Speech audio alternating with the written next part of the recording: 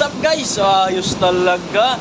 So ayan, kumusta? So for today's video mga idol, so bali papakita natin sa inyo yung dagat. Ayan oh. Ito ay dagat. Wow, dagat. So ayan mga idol, so nandito tayo no sa barko. Bali biyahe kami mga idol, galing tayo sa Singapore at papunta tayo ngayon sa lugar ng Tanzania. Ayan, sa may bandang Africa. So ito yung ating klima ngayon. Medyo malakas yung ating dagat. Medyo malakas yung ating dagat. So ayan yung klima natin no. Mahangin at medyo maalon. Sa ano nga pala to, sa hindi nakakaalam, dito ito sa may Indian Ocean. Di ba?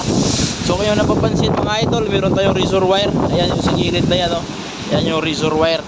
Kasi yung barko na ito ay nagbiyahe nung sa ano, sa may high risk area, doon sa may bandang Somalia. Ayan. So ngayon na iba na yung rota. Ayan.